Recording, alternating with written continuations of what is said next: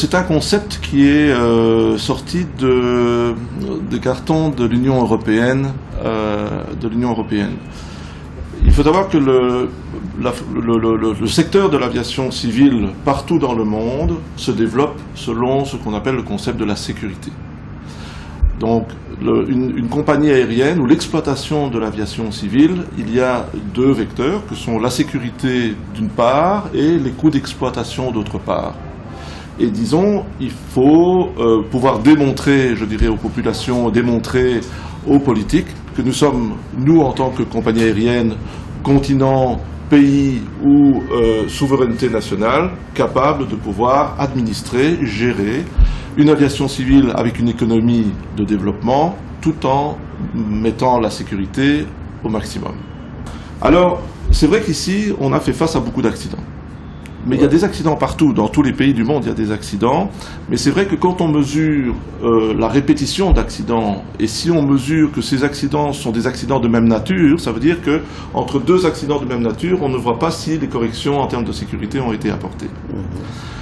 Et c'est là où l'Union européenne, il y a quelques années, a décidé de créer une liste noire et d'interdire les compagnies faisant partie des pays dans lesquels la recrudescence d'accidents était supérieure à la normale. Oui.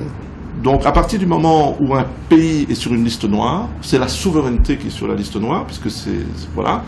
Et donc toutes les compagnies qui font partie de ce pays sont immédiatement mises également sur la liste noire. Donc je prends un pays A qu'on va blacklister. Ce pays A a par exemple 10 compagnies aériennes qui font du transport public. Eh bien le fait de blacklister le pays va automatiquement blacklister les 10 compagnies aériennes. En effet. Voilà.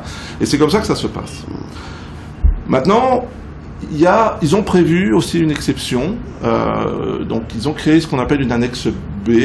Et cette annexe B est une annexe qui permettrait à une compagnie particulière qui opère selon des critères satisfaisant à l'équilibre mondial. Oui. Alors, peut-être pas forcément toute la compagnie, mais peut-être quelques avions de cette compagnie, pour dire quelque chose, eh bien on va dire, la compagnie qui fait partie d'un pays qui est blacklisté, la compagnie est blacklistée, mais nous avons vu que ces opérations sont sécurisées et que 3 des avions de cette compagnie, peut-être qu'elle a plusieurs autres avions, mais que 3 des avions, particulièrement ceux-là, auront, du fait qu'ils sont suivis en accord avec la réglementation internationale et que ça satisfait en fait les autorités européennes ou les autorités internationales, et bien on pourrait dire qu'on pourrait faire une exception pour ces 3 avions-là pour permettre de lever cet embargo et donc de paraître ce qu'on appelle sur une liste B.